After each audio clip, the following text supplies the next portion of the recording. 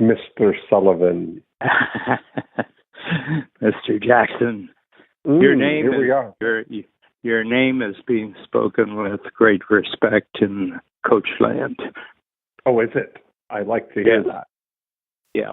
Yeah, it's so a lot of people have caught up with the time system, the 10-minute units, which are being spoken in reverent terms as Jacksons. You know, there's a 10-minute Jackson. I love it. It's so funny. This is how it happens, Dean. Even if you didn't wish it, it's already, and it's out of your control now. You can't help this. That's so funny. You know, I guess there was once a Professor Fahrenheit, probably, or something, wasn't there? Yeah. And Hertz, Professor Hertz, and this is how with the best will in the world, you can't stop an idea that wants to spread. But I'll tell you two things, a little bit of progress from the last week.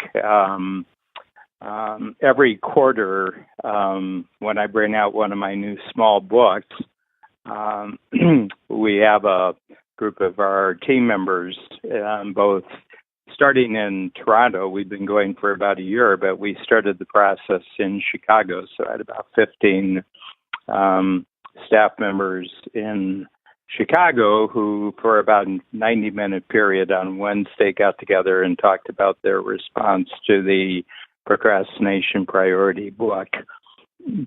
And that was huge. And the other thing is that I shared with my Thursday workshop, and I had 60 entrepreneurs in the room, and I just talked to them about the 10-minute blocks, the Jacksons. And, it was about half and half. For some people, they just immediately got it. For some people, it was something that they're going to ponder. Right. And later. Strangely enough, it was the accountants and lawyers who had the toughest time with it, because it seemed to them that they were being forced back into their timesheets, which in the legal profession is like 6 minutes. They bill out 6-minute increments. And I said, well, yeah, but you have to do that because you're reporting to someone and it's going into a billing process. But I said, this isn't about your billing process. This is just in terms of your own personal grasp of what really, really matters, And I said, I do a lot of activity during the day that doesn't come up to the standard of deserving a 10-minute time period being allotted to it. So I said, it's not about the quantity of your time that you're putting in. And I said, it's really about the quality of your time that you think is deserving of a 10-minute time structure. So, for me, it's just a really interesting conversation, but I've got them all thinking, of a possible different way of thinking about time.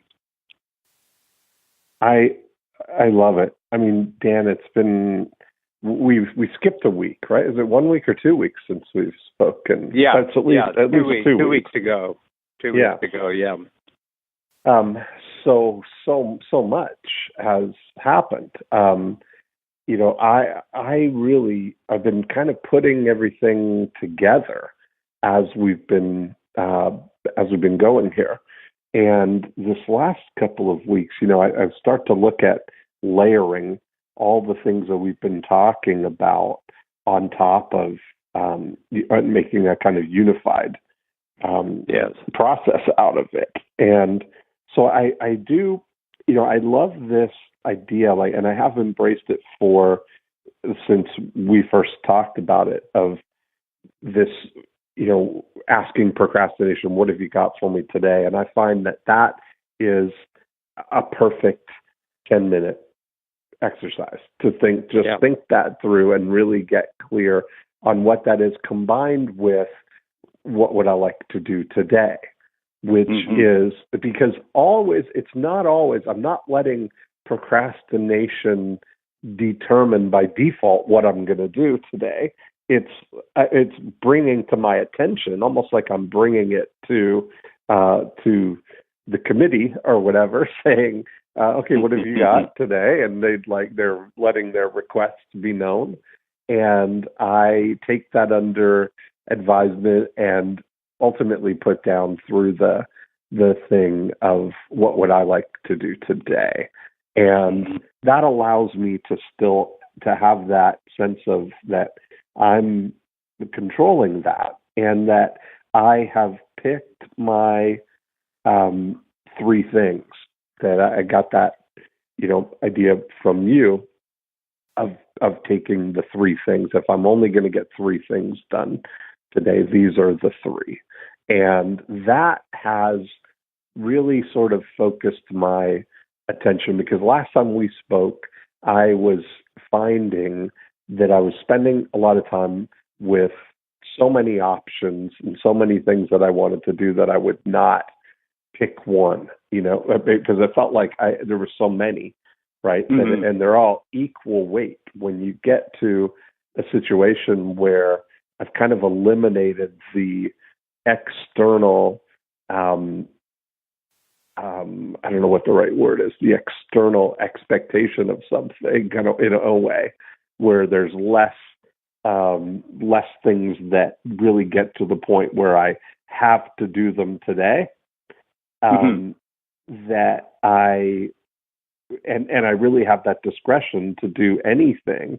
I find that this is a new place to come from for me, of really thinking and evaluating. Okay, I want to work on these things today, but I don't have to, and that's really where I have. That's where the big forward momentum is going to come for me, is getting myself to take action on things that I don't have to do today with the same level of energy and intention that I approach them when I have to do them today. Bringing that sort of procrastination, deadline fueled energy to something that is proactive and doesn't require it at the moment, Yeah. Well, one thing, and, because we're sort of on common territory here, Dean, that, and for the listeners, who are not in strategic coach, there's a particular profiling system that is pretty well uniform for strategic coach clients, and that's the Kolbe system. And, which divides, how do you take action to get results? And fact finders accumulate a lot of information and data, and then they'll make their decision based on that they feel that they've got enough information to actually make a decision and go into action. And then there's the follow-through individuals who will, first of all, they'll put together a system ahead of them for getting action. Until that system is in place, they can't really take action because they don't see all of the how steps. And so the follow-throughs are the great how people of the Kolbe system. They really think through how each step is going to happen. But the area that you and I really occupy to the fullest extent is the quick start, which is that we get ideas, every 30 seconds or so if we're out of control. And it's hard for us to get committed to any one thing because every 30 seconds something else is occurring to us. And that's often associated with the condition, which is called the attention deficit disorder, which is high distractibility. So is this what you're talking about? That, before our treatment of procrastination as a good thing, we've generally considered this to be something that is not a good thing. It's actually a negative thing. But in the last year, both of us have flipped this and saying, well, since we have this propensity, anyway. Why don't we put it to work? And what you said is it's an excellent thing to do brainstorming on, because that way, if you've thought about 10 things, you can write the 10 things down. Is this what you're talking about in terms of your 10-minute? That's exactly. Yeah. So when I look at the things that I'm really embracing this idea. I've often catch myself this last couple of weeks, just when I'm doing something, anything, reading magazine, I'm trying to gauge how long is the right amount of time that feels for most of the activities that I like to do, kind of thing, to get a sense of what I can do. Like, I know that I can, for instance, walk out my door, get in my car, drive to Starbucks, get out and sit down, and that's a 10 minutes. It takes 1 unit to get, change environments like that. And that's kind of an interesting. Yeah. Well, can I ask you that? Because I have similar type of situation, that there's better places for me to do my thinking than where I am right now. And therefore, one of the important things or strategies is that I identify the place where I can do my best thinking. But doing that activity of getting myself into the right place is actually a very important 10 minutes of time. Yeah, it is. You're absolutely right. And that's why I'm kind of paying attention to those. I've been really visualizing my days now, while I'm in the midst of them, as moving things, almost like, have you ever seen, Dan, I know you're not that on the computer much, but are you familiar with the game Tetris, where oh yes, I had to have it removed from my computer because it was so addictive that I could find myself doing it for hours.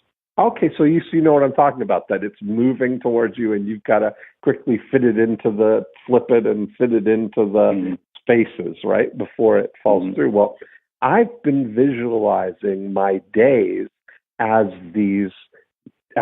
moving like that, 10 minutes at a time, coming through and thinking, well, what can I do what can I fit into the next 10-minute blocks here, kind of thing, So if I look at it's coming and I see these things that I know, like in I've got, you shared how a couple of times in the moments like this, before we're doing a podcast, there couldn't be, 45 minutes of time or so that's kind of that, what used to be awkward in between time stuff, right? When you've got that's a really good name. I'm going to name that right away and put a DM, awkward in between time. That's a major concept. Yeah, and that's what I'm finding, that space now is really a great thing, because if I've got this palette over here, or this choice of things that I've really been asking myself often, of what do I want? What do I want to do? Like having this constant, this available things that I can do in those 10 minutes to draw from, that I can allocate, if I'm getting better at telling the time of how long it takes to do something, I can, instead of having 45 minutes of awkward in between time, I can get 2 or 3 Jacksons fit in there, right? That's really that's the thing. The Jackson rule spreads itself throughout Exactly. Yeah. Well, the interesting thing about this, truly, I have this phrase that I use a lot in Strategic Coach, that you're thinking about your thinking. And, since we started our conversation today, we're both reflecting on how we're thinking about our thinking. Yeah. This is a really interesting thing. And just to go back to the book discussion that I had, there was a point I wanted to make, and it was one of our team members in Chicago, who's actually the manager of our Chicago office, and has been in that position now for a year and a half or 2 years. And very interesting because she joined us. Her name's Agnes, and she joined us when she was a high school student, and she was a part-time worker. She was at a high school, and then she would come in after school, and she would work, and then she would work more fully during summer periods. We would expand, but she was still part-time. She wasn't right. full-time. And then she went to college, and it was the same schedule. So by the time she finished college, she had 6 years with us, and she had become increasingly more valuable. And I'll just mention that she has like a 7 fact finder and a 9 follow through. So you can imagine the usefulness of those two profiles, given our almost complete absence of those two. Right. Those two. But the conversation about procrastination was very revealing to her because she found, from reading the book and really taking a look at how she operated, that she procrastinated just as much as anyone else, and yet you wouldn't think it. Right. And she never looks like she's procrastinating. I mean, from an outward standpoint, she always looks like she's about what she's doing. But she said there's whole areas of procrastination, and hers come up about the daunting prospect of what she has on her list for tomorrow. And, she gets as much done as she possibly can, and it's, you have to appreciate she's, at the end of the day, she'll complete 15 things, and which is wonderful, but the aspect about it is that's not the number of things she had on her list. She had 25 things on her list. And so she gets to the end of the day, and it's not a win for the 15 that she completed. It's a loss for the 10 that she didn't get to. So she grants herself no real gain from the 15 that she completed. Right. She's in the gap about the 10 because she had an ideal, for tomorrow. Her list is her ideal. And there's not enough time in the day for her to actually get her ideal number of 25 finished. But she does get her 15, which is more than most other people would. But she was really struck by this, and she asked my advice, and I immediately flipped back to the strategy that you and I have adapted, that there's going to be 3 that really represent 100% for tomorrow. So I said, I said, Agnes, here's how you do it. You go down your list, and then you circle the 3, which are the crucial ones tomorrow, and you do those first when you come in the morning. And when you complete those, you're at 100% for the day, and all the other things on your list that you get finished are bonus territory. Yes. I was just thinking as we're describing that, like what a different experience that is. And I wondered if we are anomalies in, if we're discussing this from the standpoint of 2 people who basically control their time and have a lot of discretion in that. I was thinking about other entrepreneurs who may be busier than we are.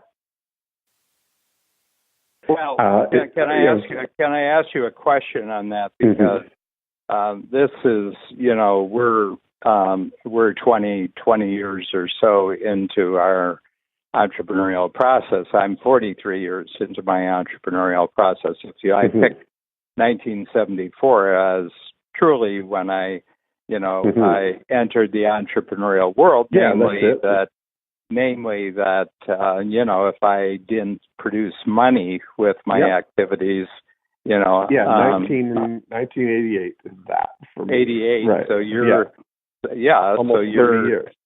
Almost 30 years.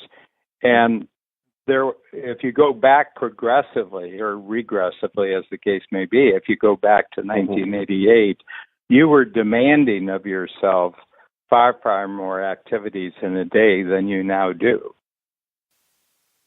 I wonder. Yeah, it could be. I still fundamentally have the same things where, as somebody with ADD and lots of opportunity, it's interesting. I'll tell you something that'll fit into this is that last night we watched a documentary about Jean-Paul DeJoria, and which was really fascinating. And I took a screenshot of this moment because they showed John's. Could you give a little background on who he is? Because he's a fascinating man. Sure, I've been to Genius Network, and Joe has introduced him, and he's a very appealing personality because he really is. He seems to have a really very humane mind, and his emotional state and how he treats himself and how he treats other people. It's very appealing to listen to him.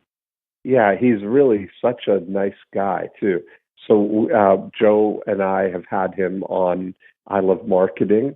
We did a great podcast episode with him, and then Joe has had him come to Genius Network at least once, maybe twice. He's been to Genius Network, but he's the founder and billionaire owner of Paul Mitchell Hair Care and Patron Tequila, and lots of other. He's been kind of instrumental in a lot of other companies, but you're right. He's a really authentic person. I think we've mentioned him in some of our discussions because what I found with him was he kind of walked us through his day, and the first thing that he does in the morning is he kind of lays there and just gets himself acclimated to the day, grounded himself, kind of thing, right? Like just take a time to soak it in and kind of reflect on, which I can imagine is what I talk about with the 10 minutes of what have you got for me today and what would I like to do today. That's my first kind of conscious 10 minutes of the day now. And so that way I can wake up and I know what my 3 are for the day, which is great. So I really enjoyed hearing him describe that. But last night, this documentary is kind of his life story, which was really fascinating. And as part of this, he was talking about school and how he realized, that really wasn't equipping him for anything. He didn't get great grades, but they showed one of his postcards, and I took a screen cap because the handwritten comment on his card said, "John has not been working up to his capacity." He seems to be the sort of person who can be accomplished at anything that he puts his mind to, but he doesn't seem to put forward the effort to. That's what they're saying.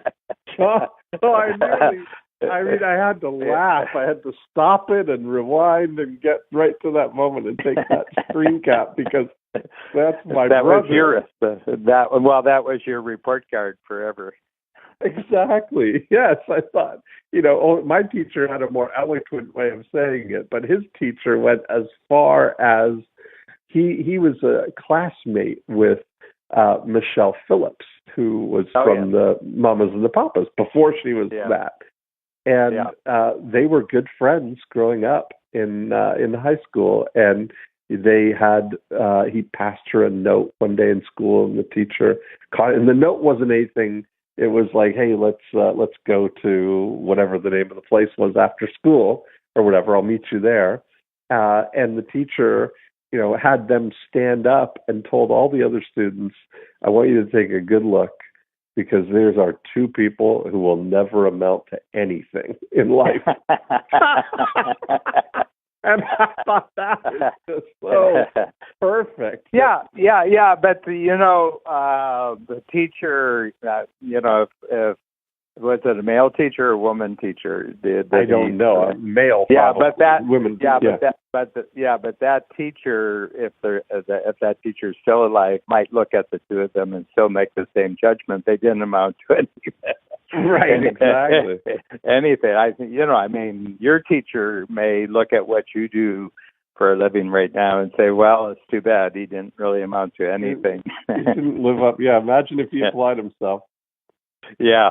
He seems to just laze about and, and just cash his checks. Oh, it's so funny, Dan. But I thought I knew you would appreciate that. It's really funny because I've just completed the documentary film on myself, and we saw the. I can't wait. Cut, and you were very good in it. I mean, it's limited because it's only, he took 27 hours of video, but it can only end up with 43 for the documentary. But your part was really good. And two things. The one thing that really struck me about what you said was your appreciation of who I take inspiration from, and it goes back thousands of years. Like you named Euclid and Bach and Shakespeare. And all that. And I was just wondering whether, back in Euclid's day, which is roughly about 2,500 years ago, whether, people at the, in whatever the educational institution was in Alexandria, because he was a Greek who basically was in Egypt, Alexandria being a great learning center in those days. And they're saying, Euclid, he just fools around with stuff. There just doesn't seem to be any direction to what he's doing. I give him an assignment and he hasn't done it. And he keeps, he keeps doing drawings and everything like that. And I just don't know he's just doodling, constantly doodling. He's just constantly doodling, and he goes around, he's talking to everybody, and he just seems to spend his time chatting and doodling. I don't know if any of this is going to amount to anything, or Shakespeare or Bach. And I know that, we kind of put people in stone, when we don't know much about their lives, and almost nothing is known about Euclid's life.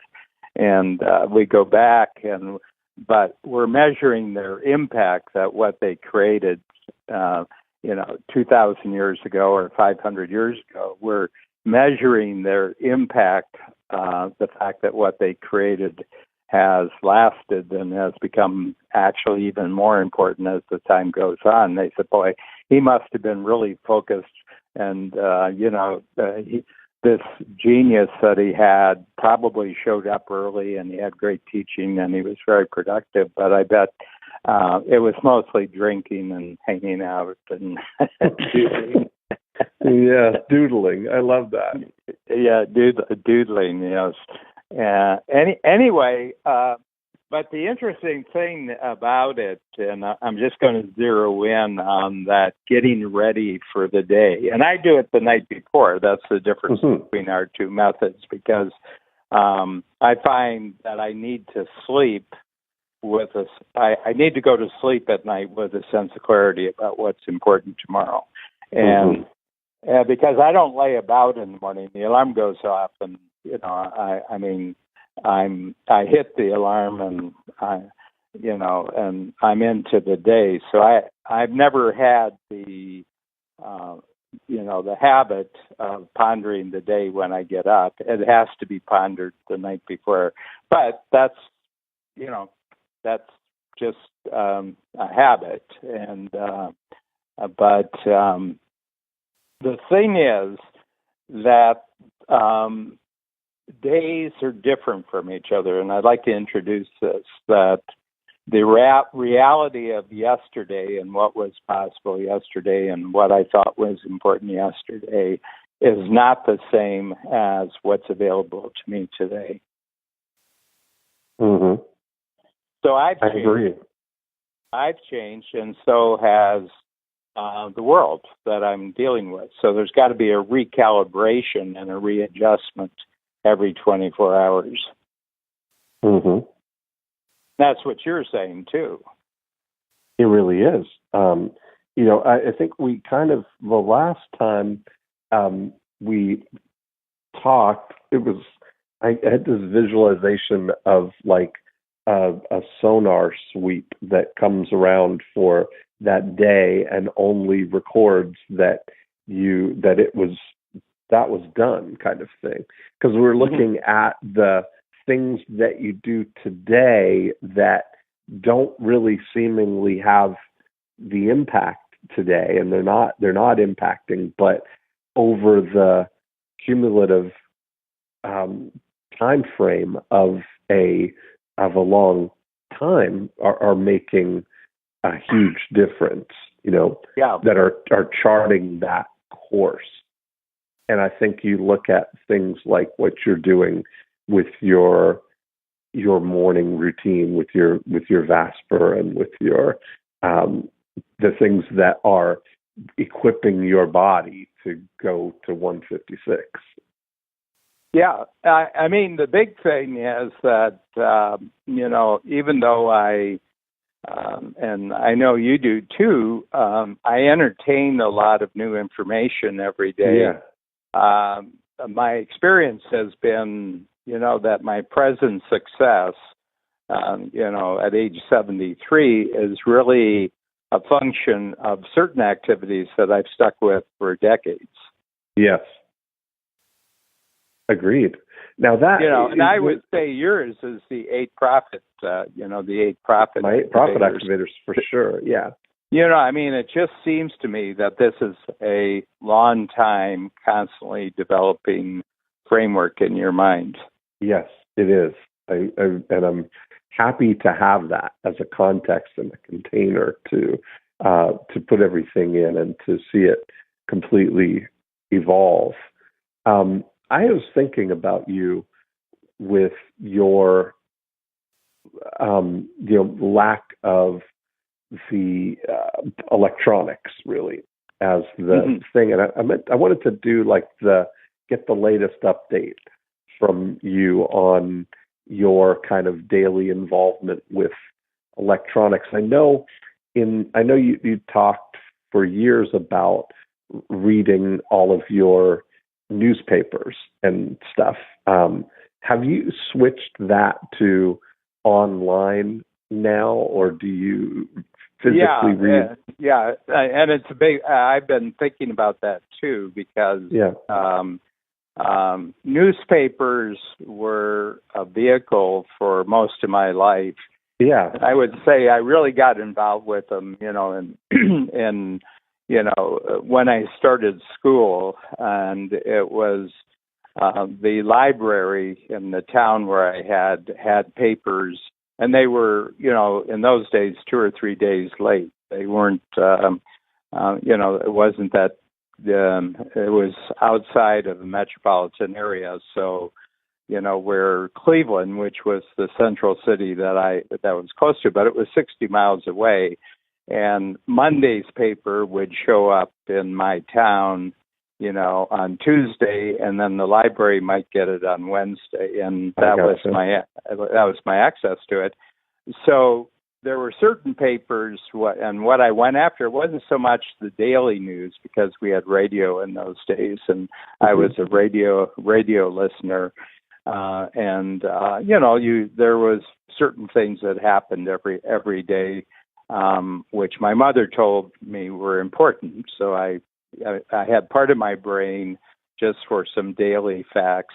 But really, the newspapers I went after were like the Wall Street Journal and the New York Times and the Christian Science Monitor in those days. This is a paper put out by the Christian Science, and it wasn't religious at all. I mean, it didn't have to do with their religion. It was just a newspaper. And there were articles, that would have, if a good article written today might be still good 2 or 3 years down the line because it was a thoughtful article about something, having to do with American life or having to do with the way the world was going, which would still be true over a period of years, or it would still be interesting and insightful over 2 or 3 years.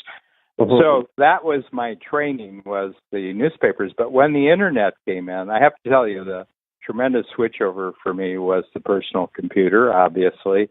And then when the internet came in, I noticed that my mind was really, really geared to the, the profusion of new sites, of interesting sites. Yeah. And now my main source is an aggregator on the internet, it's called the Real Clear Universe, and it's vast.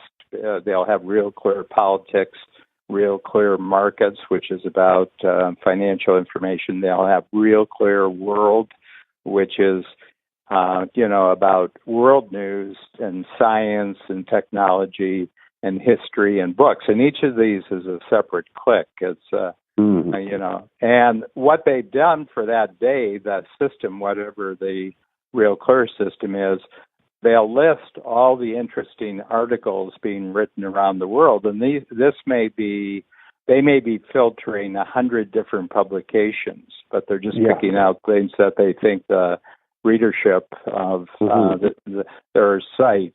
And so that's the switchover for me. I will say this, the one newspaper that has survived the cut, where I still read it in newspaper form, are two, actually. It's the Wall Street Journal and another one called Investors Business Daily.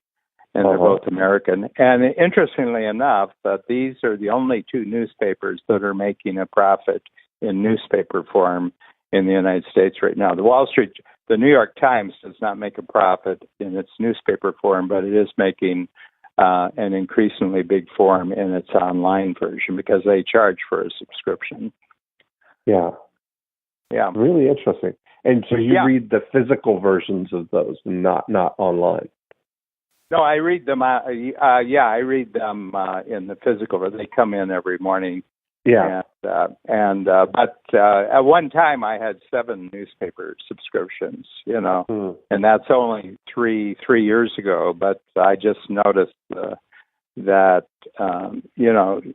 you gradually gravitate towards what works best for you, and the online has definitely taken over. And then how many units is the right amount for you on a daily basis of that? 12. Well, so 2 hours you're doing. 2 hours, yeah. 2 hours. And I would say the vast majority of it is where I've spotted something I didn't know. Yeah. It's not that I'm going over things I already knew. I don't need to do that. It's simply that, what's that about? I'll see the headline. And, it's all in the headlines. Yes, it really is. I just scan down the headlines and say, for today, they've given me 20 possible, but I'll go down and I'll pick on maybe 4 or 5 of them. I said, I haven't seen that before. That's interesting. So I'm going into what I hope is a new world with this information. It's information that I didn't know before. And I go into it that way. And, it's just that my brain has been doing this for 65 years. So it's a pleasure to have that part of my brain sort of exercised every day. Yes, I love that. Absolutely. And then aside from that, then is there how much of your time is in electronic? I mean, you don't really use email much. I know you use it some, but not much. I use it for work projects. So right. The email. Although I've heard of a new system called Slack. And where you can actually interact with the team, and everybody's posting their progress, and it's not time sensitive. There's just a build up, and I can tune in. This is what I've heard about it, so I'm investigating it this quarter, that I would be able to get the entire picture of everybody's input, regardless of what time I went on, because it just it holds everybody's progress and their comments and everything like that. So I got really intrigued, because it obviously identified some aspect of awareness of project progress that I wasn't getting. And so I forget who talked to her. Oh, it was Steve Krein. You know Steve Krein. I do, yeah. Yeah, and Steve was saying that he switched over to Slack. And Steve is really a technology guy. I mean, he joined the program when he was 27, and he's now 47. And I'm always aware that he's kind of at the cutting edge of new electronic stuff that he finds very, very useful. So he's one of my scouts. All of us, you have scouts, I have scouts, of people out there who are more well developed in some area, and they do all the exploration, they do all the testing, and then when they come up with one, they say, this is a real breakthrough. Then I take it seriously. Yes, love it. Yeah, but cell phone, not at all. And that's where I was going. So you're actually walking through the day without an oxygen tank, as what I've come to call it, right? Like, I mean, I really feel like the rest of us in the world, it's become like an oxygen tank, that we can't go and function in the world without getting a hit of oxygen. Checking Facebook and email and all those things. The hour that I spend with you on the podcast per week, usually we try to do it once a week, but if I had to measure it in units, this would be 6 units of using the cell phone, and that would be I could go weeks and not have another 10-minute period. You have to kind of dust it off on Saturday and plug it in to make sure it's going to work on Sunday when we do our thing. First thing on Sunday morning, I make sure that I got a full charge. Right. I love it. So that's a level. But I was never a landline guy. I mean, when there were landlines, phones just never made it into my world. Right. Yeah, that's really, I mean, it's, I'm just thinking about a different experience there, like you are sort of in a lot of the day, what I call off the grid. Yeah. Meaning you're not like, when you think about when you were growing up and you were on the farm and out in the woods or in the library or all those things, it's like the only thing people have to go on is your last known whereabouts kind of thing, because you're off the grid, right? I always had something better that interested me than being connected with someone else. Mm-hmm. But then I have this because our procrastination priority discussions are hugely important to me. I mean, they're right at the top of the list. Mm-hmm. They're at the top of the list. So it's not that. It's just that when I look at how other people use the phones, it's for a purpose that really isn't all that important to me. Mm-hmm. And I'm surrounded by people who are very, very, phone intensive. So anything, and as you know, I build a team around me that keeps me informed about what I need to know. Right. So I'm depending on all their phone work to come up with 2 or 3 important things a day that I need to know about. So it's not that I'm not informed. I'm just allowing them to do all the digging and the hard work. Right. Whenever they come up with, they say, Dan, so and so wants to talk to you, But then, the meeting will be, and then I'll use conference call, or I'll use Zoom, and I'll have a really good discussion with them. But for the most part, what I observe about people that around me regarding their phones, that connectivity is really a value to them where it's not to me. Mm-hmm. Yeah, I get that. Yeah, and it's just what it is. It's not, I don't, I'm not going to take a week-long course on the use of iPhones so that I can get in the swing of this, Right. Yeah. I could come up with 10 new ideas during that time of that course. Why would I spend the time doing that? But, it's really, really interesting. But have you noticed something that other people do that you don't do? In other words, you're pointing out, my habit with electronics, but is there something that you observe in all the people you deal with that they do that you don't do? Not that I can point to right now. I think if I thought about it, there would be things. Like I do think, I don't feel that urgent need to be instantly available. I think, which a lot of people do feel that. I know. I'm really, what I'm looking at is, I'm thinking about Deep Work, that book by Cal Newport. Yeah, I haven't gotten to that yet, but I've heard great things about it.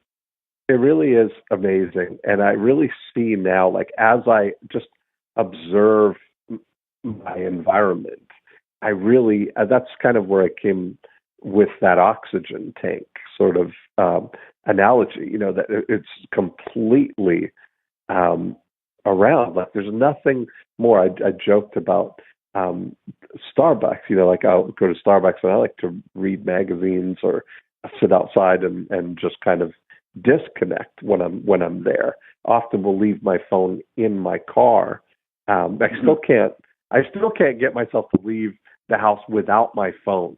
Isn't that the most ridiculous thing? It's like I feel like, well, I should take it just in case something happens. Like all the rationalizations that our brain has for keeping all these things. But anyway, I'll often go there. I use the app, the Starbucks app, which definitely makes my life better.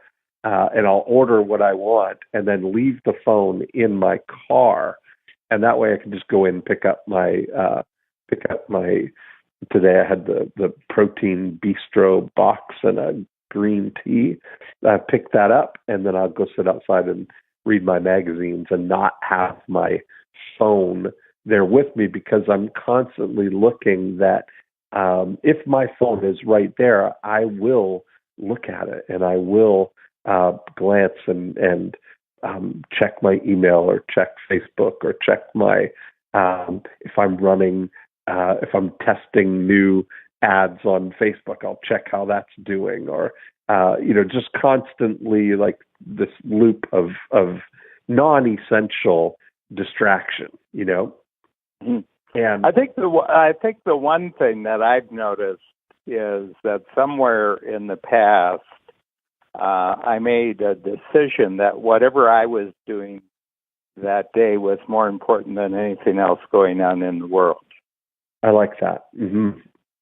And therefore, I never have the sense that being disconnected, I'm missing anything really important.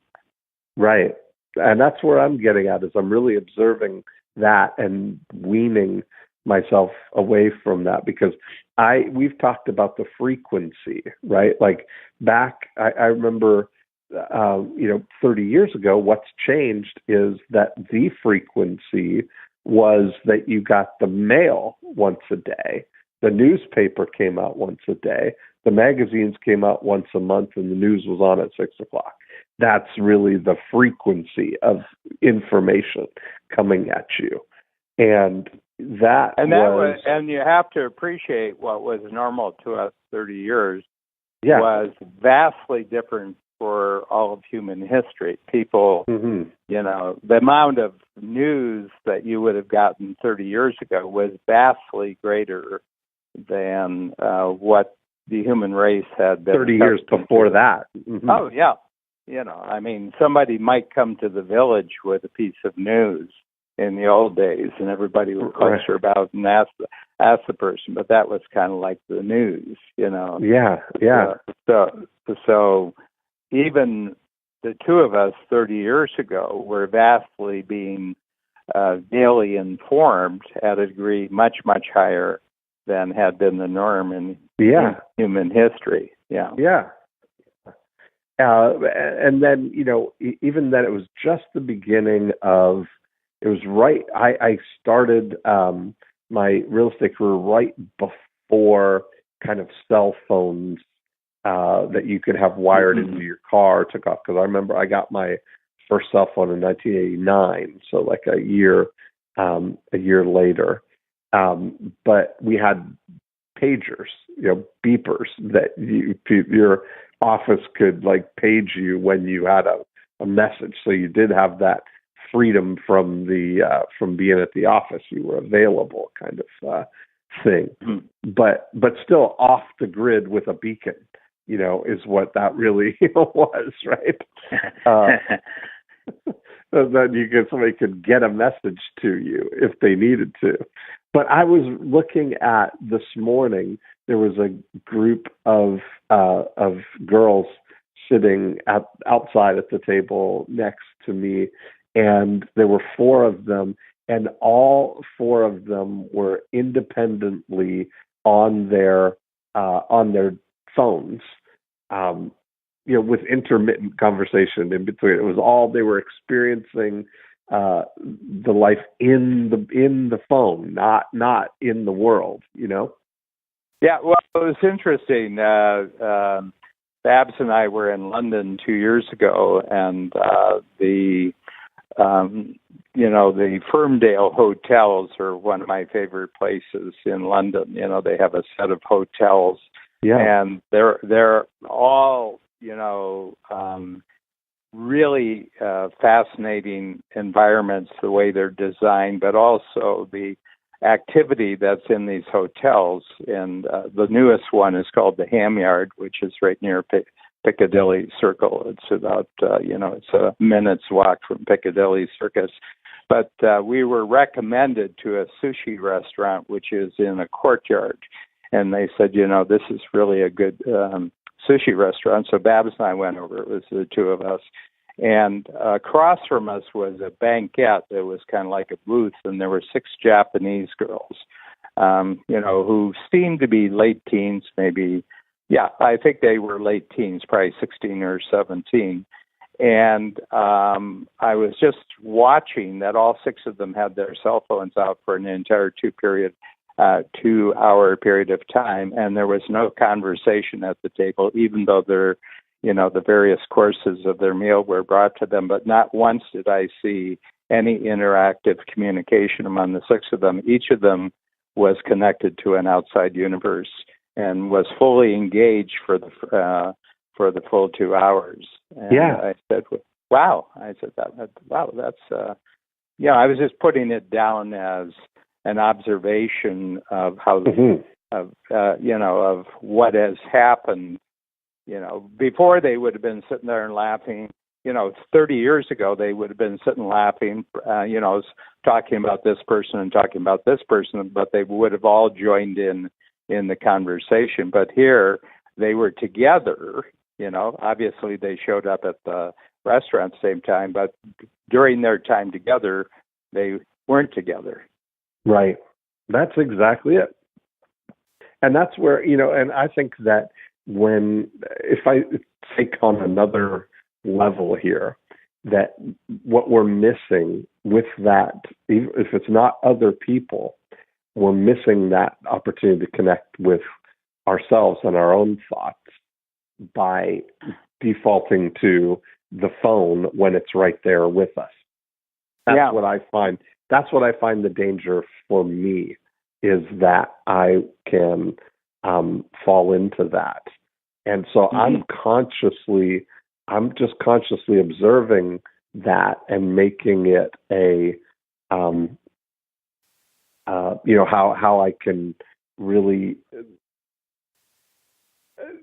almost monotask in a way. When I'm focused on one of my three things of just being and doing that. And the good news is conversation really lends itself to that single task stuff.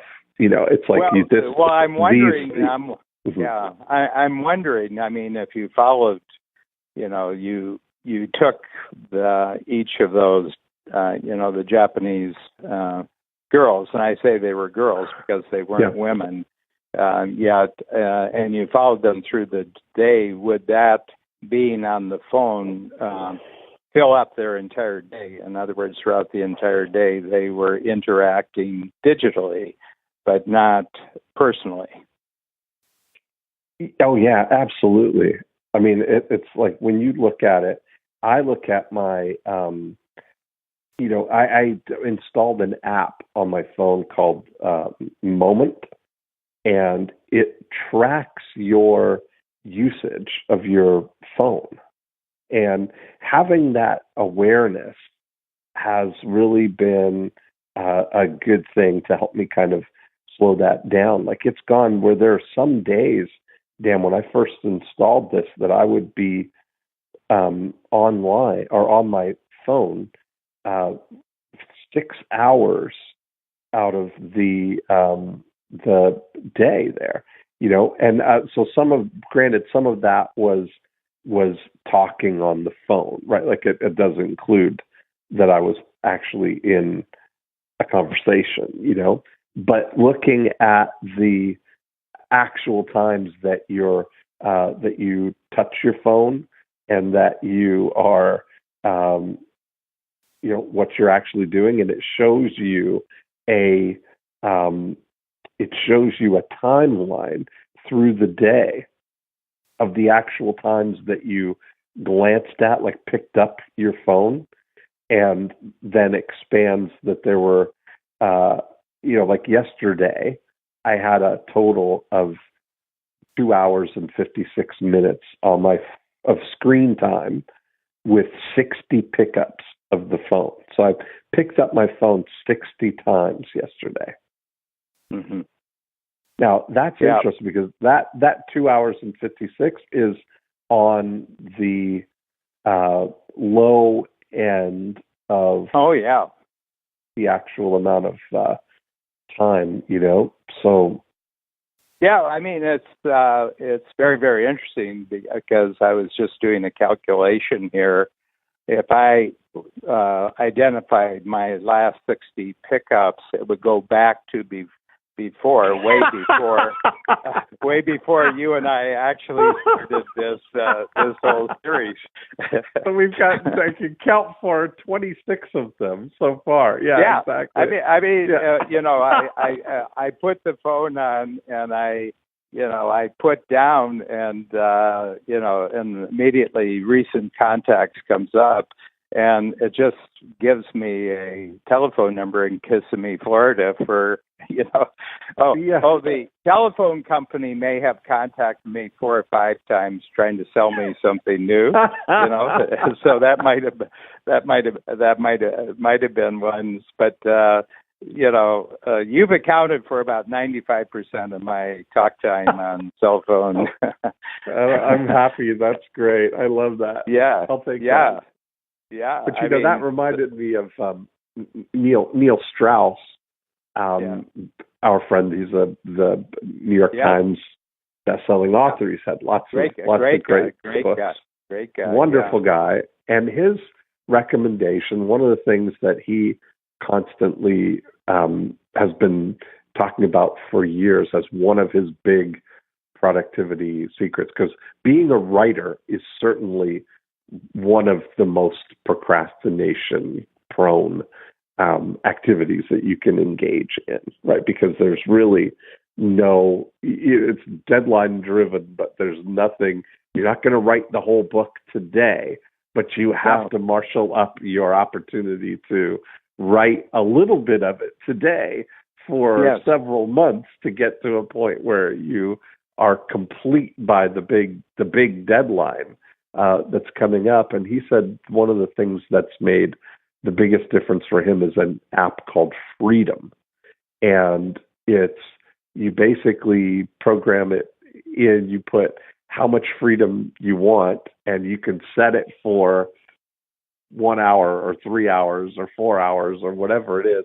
And you can't get online or get on the internet at all in that period of time, because that's a beautiful, see, my feeling is that we're now in the period of counteraction against the digital world. So I've been keeping track of articles, and I've seen probably about 15 or 20 articles just in the last 2 or 3 months where there's a counter move against the digital world, where people are drawing borders and lines where the digital world is not going to come into their world. So and the other thing is that there's now quite a profound political movement against the big tech providers. I noticed these individuals who were the cultural role models like Mark Zuckerberg and Larry Page and everything like that. And people, there's really well thought out articles about saying, we've allowed these people to have too much influence and control in our lives. And we're going to start taking a look at their amount of control and how they're influencing the general political life. This is mostly American stuff. So looking at the United States, and do we really want these individuals to have that much power? I had never seen that before this year. And so they've been out there, very exponentially expanding their empires, and all of a sudden this year there's a consciousness. Hey, wait a minute! It's like it's almost like a foreign species of snake or turtle had gotten into the Everglades, and it's eating all the life, and they're being looked at. They're being looked at as predator. They're kind of a predatory species that have kind of gotten into our life. So I think we're just in the early stages of now balancing, everybody in their own way, but they're sort of saying, it's a bit like sugar. You can have a little bit. We find out that McDonald's is putting sugar in the salt. So it doesn't matter. Oh, yeah. That, I think they've stopped doing it now, but apparently sugar is a chemical which turns off our body's ability to know when it's had too much to eat. And so they found out, they took all of McDonald's servings for one day, and bought it in a separate McDonald's restaurant, took it to a lab, and they found out that there was sugar in everything. So, man. But think about that in terms of digital communication as being sugar, and you begin to say, hey, they've gotten sugar into everything, and we can't turn it off. It's the truth. Yeah. Anyway, this has been a very, very interesting discussion for me, because it always is. Me too. I can see you starting to create boundaries and structures, and I think that's what we all have to do, Yes. And I want to talk about something that Steve Krein brought up, because Steve is always identifying interesting concepts and exercises that I can introduce into the program. And he was in for his workshop just this past Thursday. And he said, you have the best ability to say no to new opportunity of anyone I know. Can you kind of explain what your thought process is, that lots of things come up that could be possibilities for a strategic coach to get involved in, and you always say no? And he says, where does your no come from? And anyway, so it was an interesting thought, because obviously I've said no to the cell phone. Yeah. How did you answer that? Well, I said, I said it's, you're opening me up to something I hadn't observed, but I'll give some thought to it, So yeah. I'm just at the early stages of that, But that's great. Anyway, but one thing I never say no to is an hour's conversation with Dean Jackson. There we go. So we have one more next week, and then I'll see you in Phoenix, I guess. Yes, yeah, which I'm looking forward to. Yeah, me too. And just a wrap up of something new that occurred to you as we were talking.